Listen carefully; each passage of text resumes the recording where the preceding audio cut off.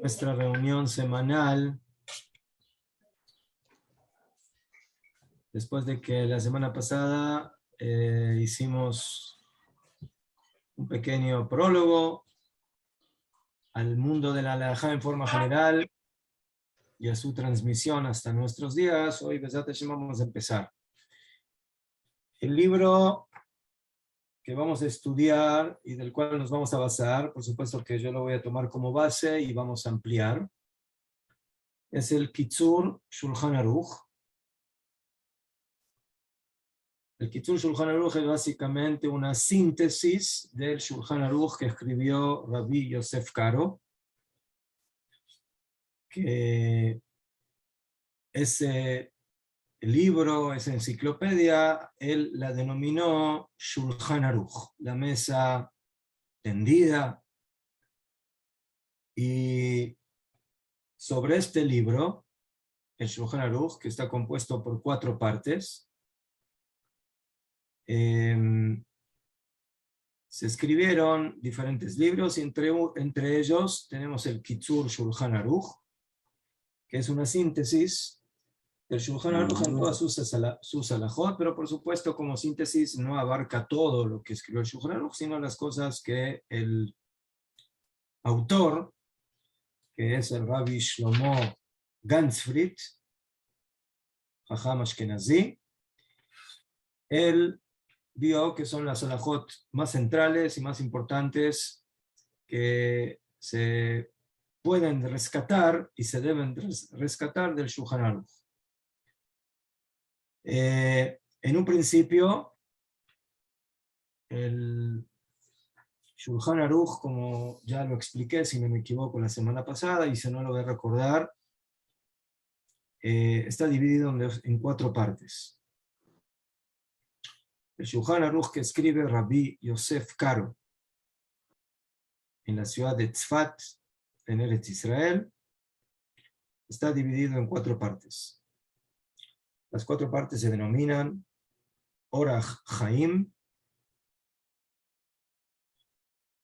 Even Haezer, Yoreh De'ah y Choshe Mishpat.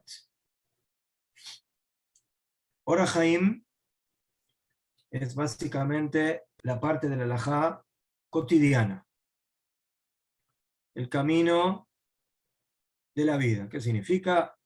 Desde que nos levantamos hasta que nos acostamos. Las halajot de cuando una persona se levanta, qué es lo que tiene que hacer, cómo tiene que comportarse al vestirse, a ir al baño, el lavado de las manos, las mitzvot que tienen que ver con las tefilot, los rezos diarios, Shacharit, Mincha y Arbit, la tefilá de la mañana, de la tarde y de la noche, todo el tema de las brajot, de las bendiciones,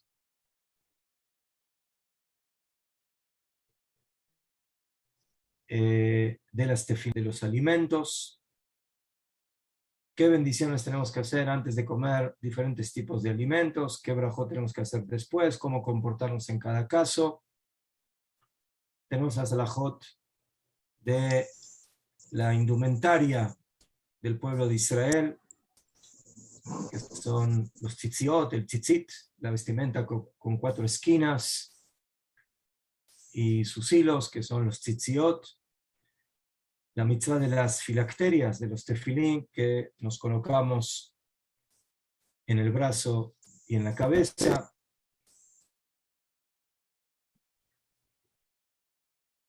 la mitzvah de la lectura del Shema, que son los versículos que nos hablan de la fe del pueblo de Israel hacia su Dios y del amor que tenemos que tener. Y así sucesivamente, hasta que llegamos al último momento del día, cuando nos vamos a acostar, Y ahí también tenemos las alajot que tienen que ver con la lectura del Shema antes de acostarse, la denominada Kriyat Shema a la mitad, la lectura del Shema en la cama. Y también ahí tenemos la alajot que tienen que ver con la intimidad en la relación matrimonial del hombre y de la mujer, que también es algo que se considera como un acto relativamente cotidiano. Por supuesto que ahí tenemos las alajot de Shabbat, las alajot del día de descanso, ampliamente en todos sus detalles, todos los trabajos prohibidos en Shabbat, todas las actividades que debemos abstenernos de las mismas, las mitzvot que tenemos en el Shabbat, las comidas, el kiddush, las tefilot especiales, las alajot del primer día del mes, Rosh Chodesh, las alajot de las fiestas, Rosh Hashanah, el Año Nuevo, Yom Kippur, el día del perdón, Sukkot, la fiesta de las cabañas que les acabamos de pasar, la fiesta de Pesach, la fiesta de Shavuot, y básicamente todas esas alajot que tienen que ver con el calendario judío. Todo eso lo tenemos en el libro, en la parte del libro del Shulchan Aruch, Ora Haim. También ahí tenemos leyes del Bet HaKnesset, de la sinagoga, del comportamiento en la sinagoga, que también es un lugar que el Yehudí visita cotidianamente. Más o menos esa es la idea de lo que hay en Ora Haim. Después tenemos en el Eben Haezer toda la parte que tiene que ver con las relaciones matrimoniales, matrimonios, divorcios, las alajot de la denominada ketubá, que es el, digamos, certificado o contrato matrimonial, todo el tema de las obligaciones que tiene el hombre en el mundo matrimonial, judío, las mujeres. Después, eso es el tema de la mitzvah de traer hijos al mundo, todo el tema de las relaciones matrimoniales prohibidas, con quién la persona puede casarse, con quién la persona no puede casarse. Muy bien, eso es el Eben Haezer. Después tenemos Yoredea, que habla de temas halágicos que tienen que ver con los temas alimenticios. Cómo se degolla un animal para que pueda ser consumido, la shejitá, las alajot de basar bejalab, las alajot de carne con leche, la prohibición de la mezcla de carne con leche, diferentes temas que tienen que ver con prohibiciones alimenticias, cosas prohibidas para el consumo, que se mezclan con cosas permitidas, cómo se manejan esas mezclas, cuando esa mezcla está permitida, cuando está prohibida, qué pasa con los utensilios, qué pasa con la comida, las alajot de la sangre, las alajot de los peces, de los pescados, alajot que tienen que ver con insectos y que están en los productos alimenticios y que deben ser revisados, de no consumirse. Las alajot de huevos, las alajot de la kashrut de la leche, de los productos lácteos. Y así sucesivamente los diferentes temas que tienen que ver con lo que nosotros denominamos en una palabra kashrut. Kashrut es básicamente la cocina judía. En esa parte del Yoredea también aparecen alajot que tienen que ver con otros temas, como por ejemplo las alajot de ribit, intereses, las alajot del respeto al padre y a la madre, las alajot del estudio de la Torá, del respeto a los sabios, y otras las alajot de Nidá, o sea, las alajot que tienen que ver con la relación del hombre y la mujer en la época de que la mujer está indispuesta, que está en su periodo menstrual, cómo es el manejo de la pareja en esa época, las alajot de la mikve, de la tevilá, de la piscina donde se sumerge el yehudí o la yehudía, el judío que necesitan purificarse de su impureza. Y por supuesto que también es la misma mitzvah que tiene que hacer el gentil para convertirse al judaísmo, sumergirse en la tevilá luego del proceso de su conversión. Y así sucesivamente otras alajot que aparecen en el Yoredea. Y por último, el Hoshen Mishpat, que básicamente es la ley civil del pueblo de Israel, todo lo que tiene que ver con alajot, de jueces, de testigos, de testimonios, de litigios, de conflictos que hay entre personas, en negocios, entre vecinos, esos temas que generalmente son tratados en las cortes civiles. Esa es básicamente la parte del Hoshen Mishpat, y que para poder tratar esos temas hay que tener estudios más avanzados dentro de la halajá, y estas personas generalmente son denominados no simplemente rabanim o rabinos o sabios, sino son dayanim, o sea, ya tienen que tener estudios más adelantados que los transforman en dayanim, que son jueces. Entonces, ese es, por supuesto, en forma muy sintética, la formación del Shulchan Aruch, las 4 partes. Nosotros no vamos a estudiar el Shulchan Aruch, vamos a estudiar el Kitzur Shulchan Aruch. Vamos a estudiar un libro que trae básicamente una síntesis de las halajot más relevantes de todos estos temas, pero que por supuesto para nosotros, en un principio, lo más relevante es lo que se refiere a la primera parte del Shulchan Aruch, que es el Orach Chaim, que es lo cotidiano. ¿Sí? A pesar de que también las otras partes del Shulchan Aruch son muy importantes, pero primeramente hay que hacer un estudio amplio de saber cómo comportarse día tras día, desde el momento que nos levantamos y abrimos nuestros ojos hasta que cerramos nuestros ojos y nos acostamos, en días de semana, en días de descanso, Shabbat, en días festivos, etc. Bueno, entonces comenzamos con el primer capítulo. El primer capítulo del Shulchan Aruch, del Kitzur Shulchan Aruch, son las leyes de Ashkamat Boker, de cuando nos levantamos por la mañana. Entonces, primeramente, el Yehudí, cuando tiene que preguntarse, ¿desde qué momento yo tengo que servir a Dios? ¿Cuál es el primer momento en el cual tengo que pensar en él? ¿Cuál es la respuesta? La respuesta es, en el primer instante que yo abro mis ojos y me despierto, en ese momento ya tengo que empezar a servir a Dios.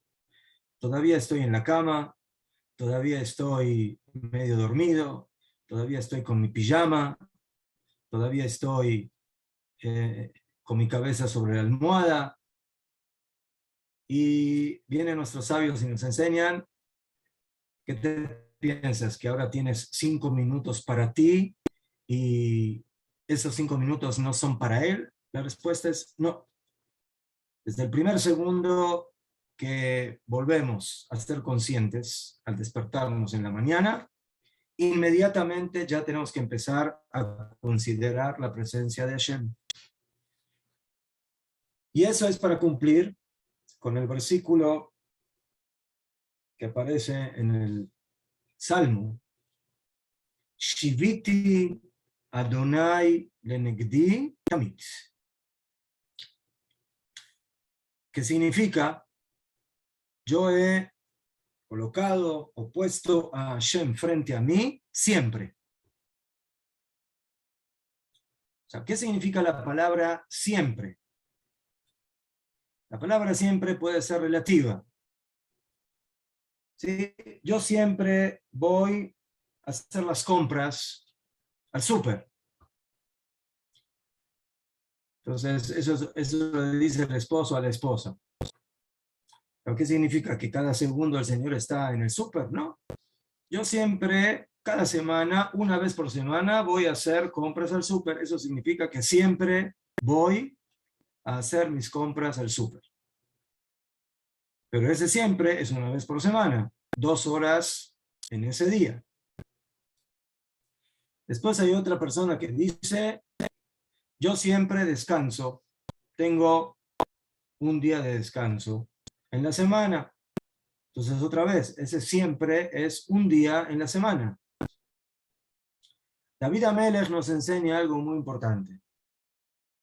Nosotros tenemos que tener a Dios frente a nosotros y tenerlo presente. Tamid. La palabra tamid significa siempre, y aquí la palabra siempre es literal. Siempre significa en todo momento. Cuando me despierto, cuando me voy a dormir, cuando estoy en el baño, cuando me estoy bañando, cuando estoy comiendo, cuando estoy trabajando, cuando me estoy vistiendo, cuando estoy ordenando la casa, cuando estoy lavando la ropa, cuando estoy lavando los kelim, los utensilios. Siempre, siempre significa siempre. Bueno, aquí lo que nos solicita o lo que nos dice David Amelech, que él hacía, que siempre tenía frente a él la presencia de Hashem, es muy fácil de decirlo. Posiblemente para David Amelech, que así realmente vivía y así se sentía. Pero bueno, nosotros tenemos que tratar de emular ese comportamiento tan enaltecido de nuestro rey David. Y por eso nos dice la halajá, nos dice la ley, que este pasuk es un klal gadol batorá, es una gran ley dentro de la Torá, y en los niveles de los tzadikim, de los justos, que caminan y que van frente a Dios. O sea, este comportamiento es un comportamiento, es un hábito, es una forma de vivir muy elevada, sin ninguna duda. Y por eso, esto es una gran ley dentro de la Torá. Pero ¿quiénes logran llegar a ese comportamiento? Por supuesto, los grandes tzadikim, los grandes justos, no cualquiera. ¿Pero qué implica esto en la realidad o en la práctica? Dice el Shulchan Aruch, no es lo mismo cuando una persona está sentado o está haciendo algún tipo de movimiento o algún tipo de actividad, cuando está solo en su casa, cuando nadie lo ve, como una persona que está haciendo exactamente las mismas actividades, está sentado, está haciendo algún tipo de movimiento, está haciendo algún tipo de acción, cuando está frente a un rey grande. ¿Sí? Tratemos de meditar esas dos situaciones. Estoy ahora en mi casa sentado, tranquilo, leyendo un libro, tomando un café, escuchando música, estudiando, ordenando algo. Y lo hago en mi casa, tranquilo, cuando no hay ninguna presencia delante de mí. Entonces, por supuesto de que ese café que estoy tomando o esa habitación que estoy ordenando, o afilo como estoy vestido en ese momento, todo eso va a ser mucho más simple, mucho más tranquilo. sin algún tipo de presión. ¿Por qué? Porque estoy solo. Y cuando estoy solo me siento tranquilo. Me siento que nadie me está vigilando, que nadie me está observando. Y por eso puedo estar con mi shortcito en la casa, tomando el cafecito, poniendo las piernas encima de la mesa, ¿sí? Y, ¿ya? Y de esa manera la paso bien. ¿Qué pasaría si en ese preciso instante que estoy tomando mi cafecito con mi shortcito y con las piernas encima de la mesa, de repente tocan la puerta? Y yo voy a la puerta y pregunto quién es. Y me dicen, el primer ministro, el rey, que viene a hacer una visita. Entonces, ahora yo les pongo y les dejo a su imaginación qué es lo que harían en ese momento. ¿Qué es lo que harían? Por supuesto, lo que haríamos es lo siguiente: abriríamos la puerta, le diríamos al rey que entre y volveríamos a la misma posición anterior. O sea, nos quedaríamos con el shortcito, tomando el café, con las piernas encima de la cama. Señor rey, ¿qué lo trae por aquí? Mejor, eso es lo que haríamos. ¿En qué le puedo ayudar?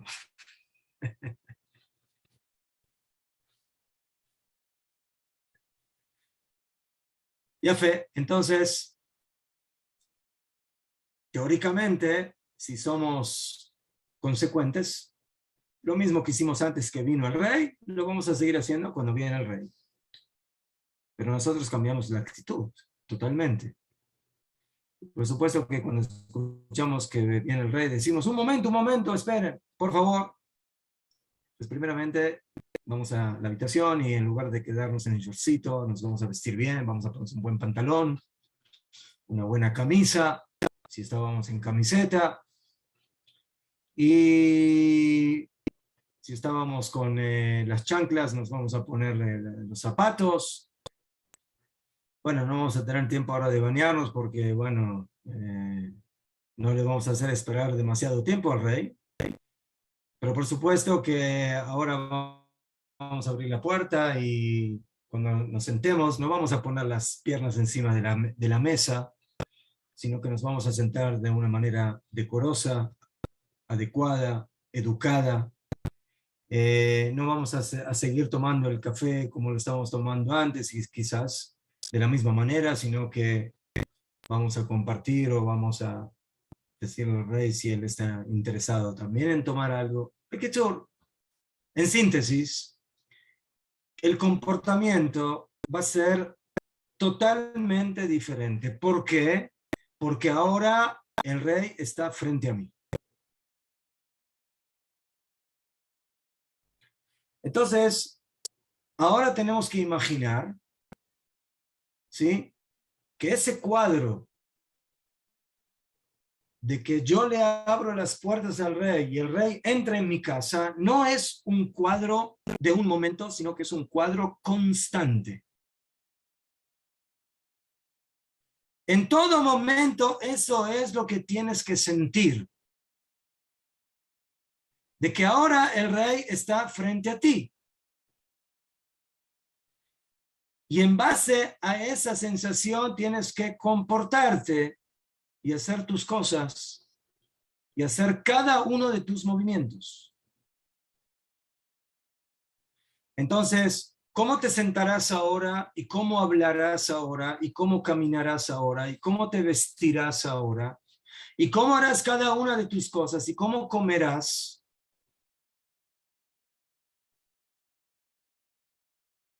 Entonces, todo básicamente estará basado en nuestra idea clara, como era la que sentía el rey David.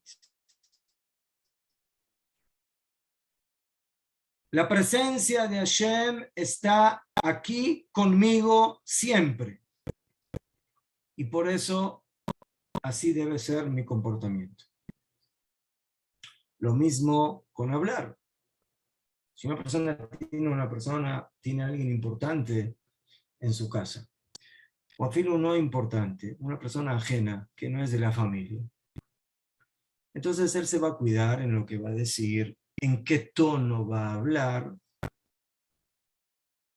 pero cuando esa persona se vaya de la casa, la persona se da el lujo o se da el permiso de poder hablar de manera diferente, de quizás subir la voz, de quizás hablar de una manera un poco menos respetuosa o más enojadiza. ¿Por qué? Porque ya está con los suyos.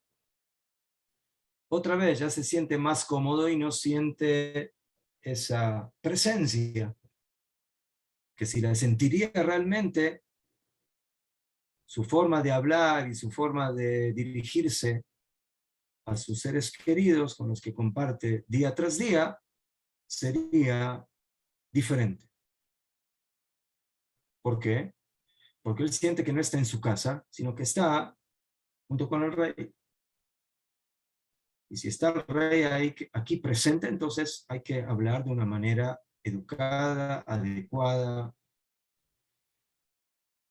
Y el motivo es que Akadosh Baruj Hu básicamente supervisa.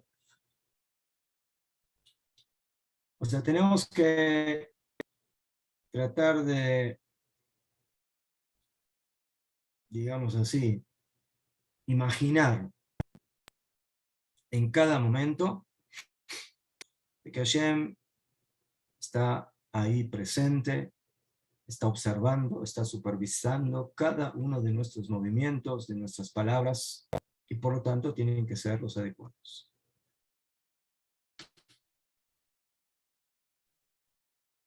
Y más que más, cuando nosotros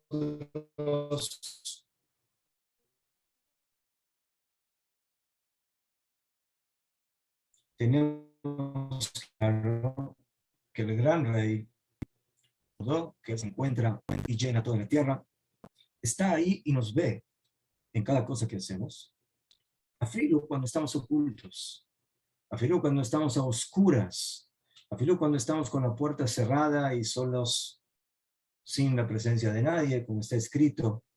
Y misater ish va mistarim, si se va a ocultar una persona en los escondites, vanilo erenu, y yo no lo voy a ver, neum Hashem, dijo Hashem.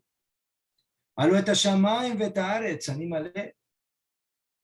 Ciertamente, el cielo y la tierra yo lleno, yo estoy en todo lugar, en todo momento. Entonces, educarnos para llegar a sentir eso es muy complejo. Que en todo momento yo me sienta con la presencia de Hashem realmente, cuando estoy haciendo las cosas más íntimas de mi vida, sin la presencia de nadie, a solas, y a pesar de eso, tener claro que ahí está Akadosh Baruj Hu. Si la persona está en esa dimensión, sin ninguna duda que va a llegar al temor a Hashem, va a llegar a doblegarse frente a Akadosh Baruj Hu, a someterse frente a él, ¿sí? Y a tenerle un gran temor y vergüenza en cada una de sus acciones y de sus movimientos. Esa es básicamente la idea central de lo que tenemos que sentir constantemente en nuestras vidas. Y por eso,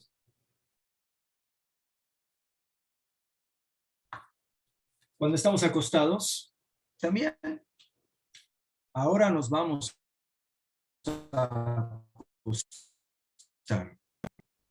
¿Quién va a ser el testigo de lo que vamos a hacer? No solamente nuestra cama y nuestra sábana y nuestra cobija o frazada y nuestra almohada, sino que ahora tenemos que sentir que nos estamos acostando frente a él.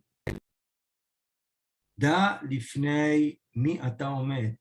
Tienes que saber frente a quién estás parado. Tienes que saber frente a quién estás sentado. Y también tienes que saber frente a quién estás acostado. Y frente a quién estás comiendo. Y frente a quién estás hablando. Y frente a quién te estás levantando. Y por eso en el momento que la persona se levanta, inmediatamente tiene que recordar las bondades de Hashem que hizo con él, que le regresó su alma, que le regresó la vida, y que esa alma que fue entregada en la noche, cansada, exhausta de un día lleno de actividades y de trabajo, ahora regresa pura, fuerte, sana, para volver a trabajar durante todo este nuevo día, para poder servir a Hashem como corresponde. Y servirlo, porque esa es nuestra función. Cada uno de nosotros es un servidor de Hashem, y de esa manera tenemos que observarnos. Cada día nosotros volvemos a ser una especie de nueva criatura, nueva persona. Como está escrito, Hadashim la Bekarim, Hadashim, nuevos en cada mañana, grande es tu fe. Rabbi Munatich. O sea, cada día que nos levantamos volvemos a ser nuevas criaturas y le tenemos que agradecer por ese motivo con todo corazón a Hashem por habernos regresado la frescura, la vida y todas las cosas que tenemos para poder volver a encarar ese nuevo día. Y por eso lo primero que tenemos que hacer al abrir los ojos, antes que cualquier cosa, es agradecer. La primera palabra que debe decir el Yehudí al levantarse en la mañana, a pesar de que todavía sus manos están impuras y todavía no fue al baño y todavía no hizo nada, lo único que hizo fue abrir sus ojos y darse cuenta que está despierto. Es decir, las palabras Modé ani lefaneja. Te agradezco yo frente a ti, Melech, Chai Bekayam, Rey vivo y existente, She'echezarta bi nishmati, que me has regresado a mí, mi alma. Fíjense, la primera palabra magnífica que la persona saca de su boca, de sus labios, es Modé. Sí, Modé es en...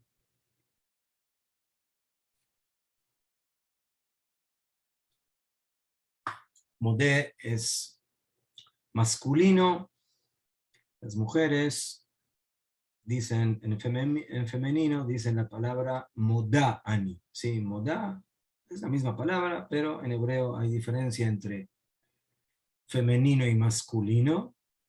Por eso el hombre debe decir moda'ani, yo te agradezco, y la mujer debe decir básicamente lo mismo, pero en su idioma. Por supuesto, esto se puede decir en cualquier idioma, pero lo que yo quiero profundizar con ustedes es el hecho de que la primera persona que decimos, que la primera palabra que decimos es agradezco.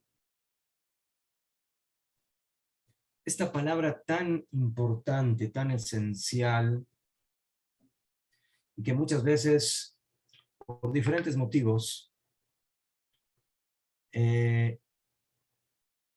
no la utilizamos lo suficiente, por diferentes motivos. A veces por orgullo, a veces por vergüenza, a veces por desinterés. Pero lo más importante es de que no entendemos la importancia de esta palabra. Una de las cosas más grandes en la vida de la persona es saber ser agradecido con aquel que merece nuestro agradecimiento en todos los niveles. A nivel personal, a nivel de pareja, a nivel de familia, a nivel de trabajo, a nivel de actividades, compañeros. Y por supuesto, más que más, con nuestro Creador, que como vamos a ver, tantas cosas nos da en la vida. Básicamente todo. Nos da alimento, nos da sustento, nos da respiración, nos da salud, nos da la posibilidad de hablar, de escuchar, de ver, de movernos, de levantarnos, de caminar, de vestirnos, de darnos nuestro pan de cada día y tantas otras cosas que recibimos de Él. Y por eso la persona tiene que saber, no solamente decirlo, sino sentirlo realmente, de que debe agradecer. Y ese agradecimiento, dicen nuestros sabios, debe ser el primer paso del día. El primer paso del día es básicamente reconocer por qué estamos aquí, por qué podemos vivir, porque alguien lo permite. Y ese es Dios. Porque alguien lo quiere. Y ese es Dios.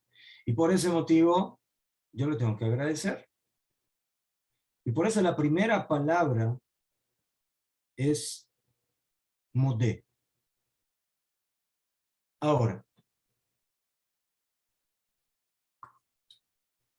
el Rab Abraham Yitzhak Cohen Cook, de bendita memoria, dice de que la palabra Hoda'a, que es agradecimiento, también tiene otra connotación que es reconocimiento.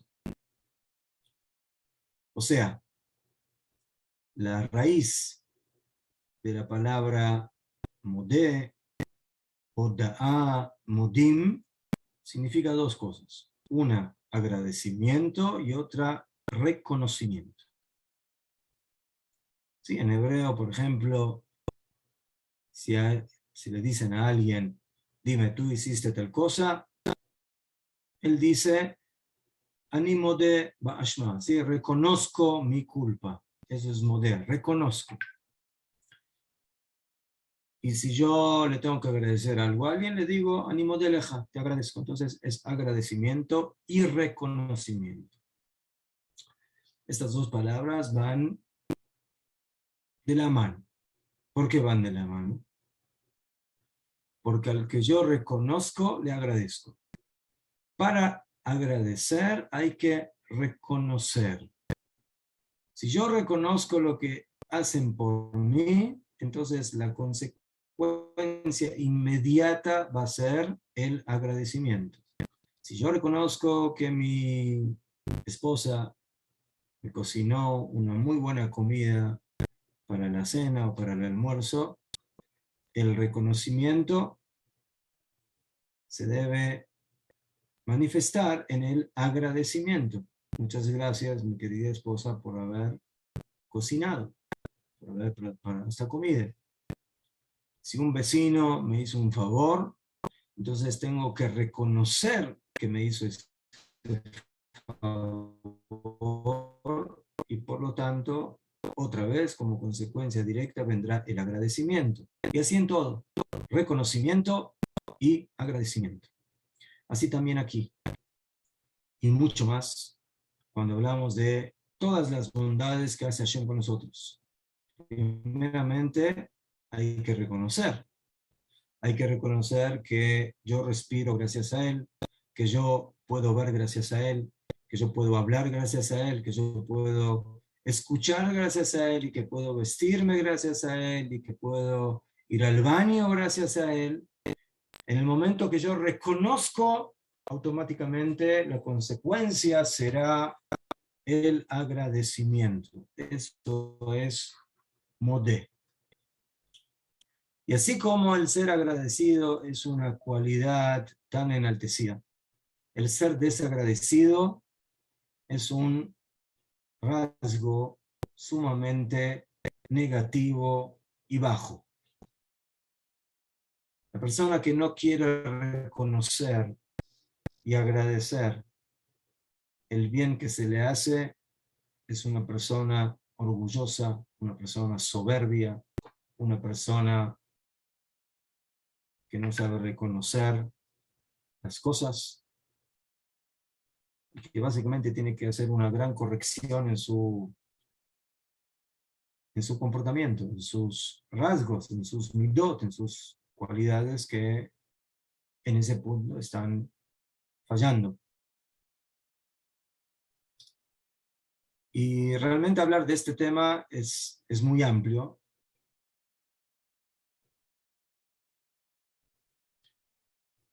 Y nuestros sabios dicen que el primer desagradecido de la historia fue nada más y nada menos que el primer hombre de la historia, Adam Arishon. Adam Arishon, cuando Hashem básicamente le dice, ¿qué pasó? ¿Qué hiciste? Yo te ordené, puedes comer de todos los árboles del Gan Eden, el jardín, pero del árbol del conocimiento del bien y del mal está prohibido, no puedes comer. Entonces, ¿por qué comiste? ¿Por qué desobedeciste? ¿Cuál es la respuesta de Adam Arishon? La mujer que tú me diste, ella es la culpable, ella es la que me incitó. Entonces aquí hay dos problemas graves en el comportamiento de Adam Arishon. El primero, no querer asumir la responsabilidad. Esa también es una de las grandes, entre comillas, características de los seres humanos, no querer asumir las responsabilidades. Perdón, que le echas la culpa a tu esposa, tú desobedeciste, asume tu responsabilidad, tú eres el responsable. Eso es número uno. Dos, la Torah dice claramente por qué Hashem creó a Javá, a Eva. La Torah dice, celo es ser kenegdo. Lo tove yota adam levadón. No es bueno que el hombre esté solo. No es bueno. El hombre necesita compañía. Haré para él una compañera, una ayuda, una pareja, y sin entrar en exactamente qué es lo bueno que recibe el hombre de esa compañera y de esa compañía, que son muchas cosas, Hashem testimonia con sus palabras que esa compañera es una ayuda para el hombre y que no es bueno que él esté solo. Por lo tanto, queda claro que si no es bueno que esté solo, es bueno que esté acompañado, que tenga una compañera. Entonces, lo que hizo Hashem por el hombre es algo bueno. En el momento que Adam Arishon echa culpa, está diciendo lo que tú me diste para mi bienestar, yo lo refuto, no lo acepto, te lo regreso.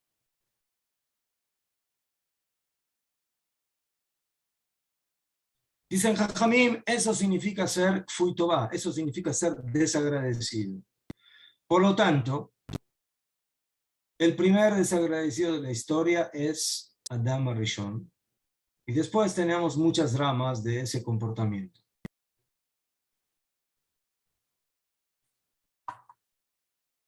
Como todos ustedes muy bien saben, el pueblo de Israel tuvo que sufrir muchos años de esclavitud en Egipto con el faraón, 210 años, esclavitud fuerte, hasta que salimos a la libertad.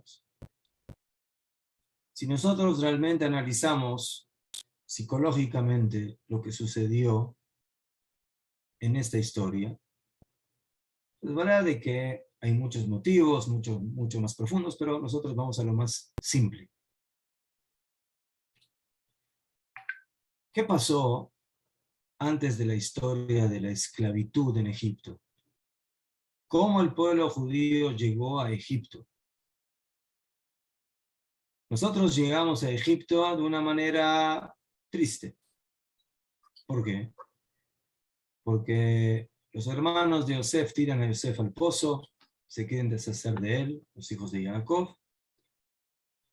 Yosef es sacado del pozo, llega a Egipto, y bueno, luego toda la historia conocida de que Yosef llega a ser básicamente el segundo hombre de Egipto después del faraón. Toda la economía de Egipto está en sus manos. Por supuesto, el faraón había soñado sobre los 7 años de las vacas gordas y los 7 años de las vacas flacas y de las espigas. Y bueno, Yosef, como genio en dilucidar los sueños, gracias a la bondad divina, entonces él es también el encargado de ocupar la posición para básicamente hacer algo muy simple, pero que es muy complicado, que es salvar la economía egipcia. Y eso es lo que hizo Yosef. Yosef, cuando le aconseja al rey, ¿sabes qué? Ahora en los 7 años de vacas fuertes, de 7 años de bonanza, juntemos todo lo que podemos juntar, pongamos todo en las bodegas para que tengamos suficiente alimento para los 7 años de hambre. Y el faraón ve en esto una gran sabiduría, una gran inteligencia y una visión futura, y por eso le dice: Yosef, tú tomas el mando en esto y te ocupas del asunto. Y así sucedió. Después de que pasaron los 7 años de bonanza, empiezan los años de hambre, y esa hambruna llega también hasta Canaán, en donde está Jacob con sus hijos. Jacob envía a sus hijos a Egipto para que busquen comida, y ahí los hermanos se encuentran con Yosef y no saben quién Yosef, que es Yosef, y lo culpan, y Yosef los culpa de espías, etc. Toda la historia famosa que nosotros sabemos en el libro de Bereshit. Y al final, Jacob y sus hijos bajan a Egipto con su familia, y desde ese momento, básicamente, el pueblo judío, el pueblo de Israel, el pueblo hebreo se asienta en Egipto. Y justamente porque Jacob llega a Egipto, entonces el hambre deja de,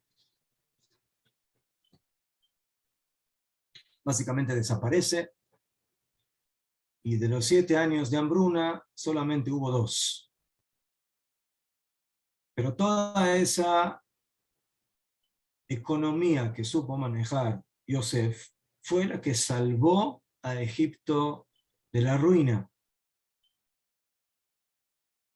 Yosef Atzadik, hijo de Jacob, tribu de Israel, fue el que salvó a Egipto. Palabras simples. Pero luego dice la Torá, y se levantó un nuevo rey en Egipto, ¿sí? Los primeros versículos en el libro de Shemot, que no conoció a Yosef.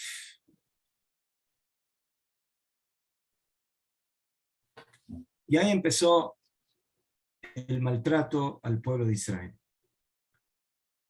Los hebreos empiezan a multiplicarse, y el faraón dice: esto puede ser peligroso, entonces tenemos que utilizar una estrategia, vamos a poner impuestos, vamos a hacer esto, vamos a tirar a los niños al río, los vamos a esclavizar. Y al final, la historia famosa de toda la esclavitud del pueblo de Israel en Egipto. Si nos fijamos, ¿qué fue lo que sucedió aquí? ¿A qué pueblo se lo está esclavizando, se lo está martirizando al pueblo de Yosef. Yosef en años anteriores había salvado a Egipto de la ruina. Y ahora viene un faraón, que hay quienes dicen que era el mismo, que era otro, que era un descendiente, no importa. Y dice la Torah que él no conoció a Yosef. Dice nuestros jajamim, ¿qué significa que no conoció a Yosef? Realmente no lo conoció. ¿Qué faraón que estudió en la Universidad Faraónica de Egipto no conocía a Yosef? Yosef, a pesar de que haya vivido en generaciones anteriores, fue un hombre representativo en la historia faraónica, en la historia egipcia, que salvó a Egipto de la ruina. Entonces, ¿cómo es posible que haya un faraón que, a pesar de que quizás apareció unos años más tarde, no conoció a Yosef? Por ese motivo, nuestros sabios interpretan y dicen, ¿qué significa que no lo conoció? No que no lo conoció, sino que se hizo el que no lo conoció. Se desentendió de Yosef. ¿Eso cómo se llama en otras palabras? Ser un desagradecido. O sea, toda la plataforma de la esclavitud egipcia en contra del pueblo de Israel básicamente se desarrolla por un comportamiento de desagradecimiento. Yosef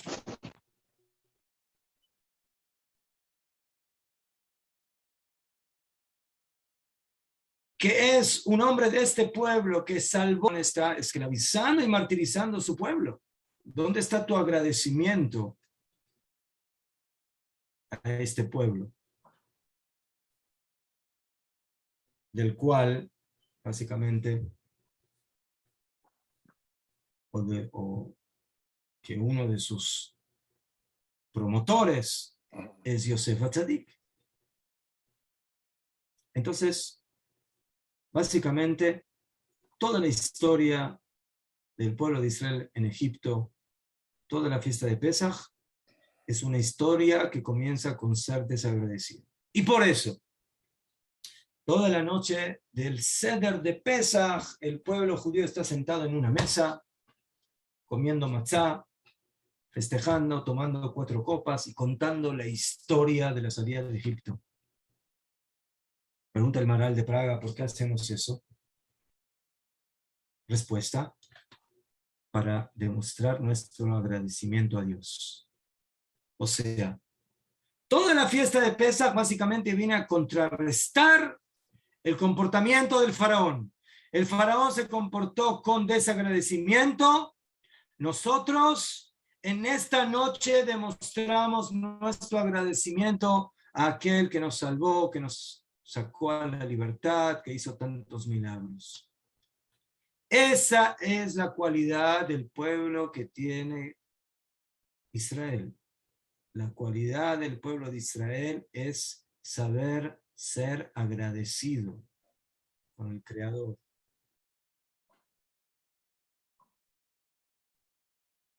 Moshe Rabbeinu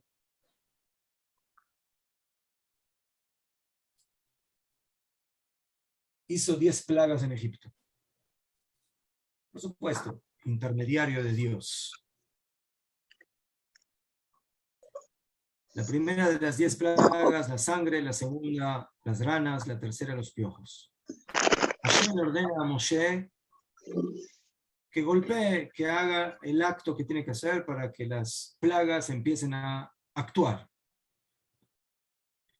¿Qué acto hay que hacer para que el agua del Nilo se transforme en sangre? Agarrar la vara y golpear las aguas del Nilo. ¿Qué acto hay que hacer para que salgan las ranas? Lo mismo.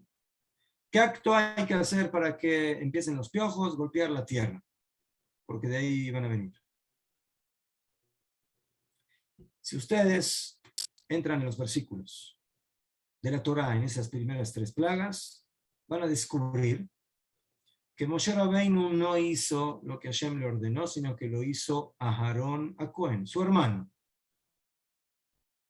Y preguntan nuestros sabios por qué. ¿Por qué no lo hizo Moshe? Respuesta: porque Moshe Rabbeinu no quiso ser desagradecido. Las aguas del Nilo lo salvaron cuando él fue tirado en su canastita. Cuando Miriam, su hermana, lo puso en la canasta, o Yochebed, su madre, y él estuvo en las aguas del Nilo que lo cubrieron de no ser tirado y ahogado en esas aguas.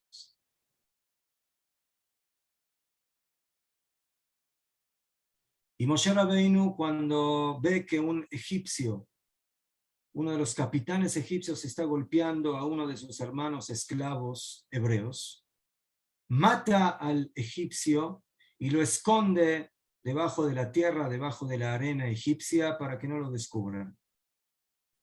Momentáneamente esa tierra cubrió y defendió a Moshe de que no sea descubierto de haber asesinado a ese capitán egipcio. Moshe Rabbeinu de ninguna manera quiere golpear ni agua ni tierra, porque dice, ellos me salvaron en su momento. Y por eso, si yo los golpeo, es un acto de desagradecimiento. Y por eso el que lo hace es Aarón a Cohen, su hermano.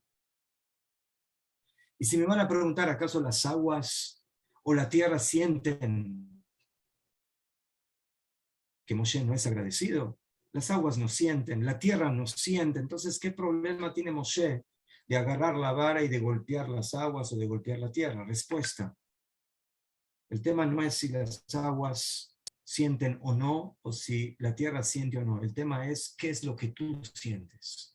Yo no puedo ser desagradecido con lo que me salvó la vida. Yo, no las aguas. Yo tengo que tener esa sensación de ser agradecido. No es por el agua, no es por la tierra, es por mí. Esa es mi decencia. Entonces,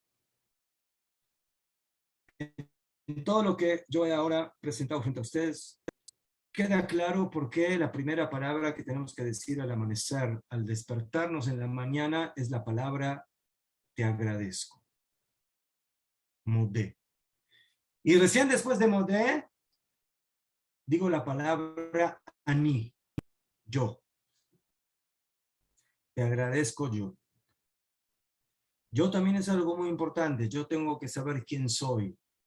Yo soy una persona, soy un ser humano. Tengo una gran neshama. Y ese yo es el que tiene que agradecerte.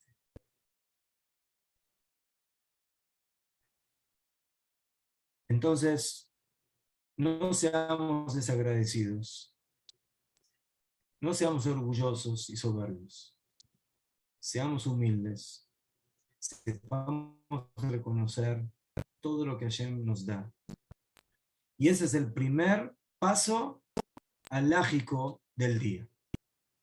El primer paso alágico del día es: yo, Dios, te reconozco y te agradezco por todo lo que luego vamos a estudiar, por todo lo que vamos a bendecir, todas las bendiciones que vienen en la mañana, pero lo más importante es tener a flor de boca constantemente con Dios, con nuestros seres queridos, esposas con esposos, esposos con esposas, padres con hijos, hijos con padres, hermanos, vecinos, empleados, compañeros de estudios.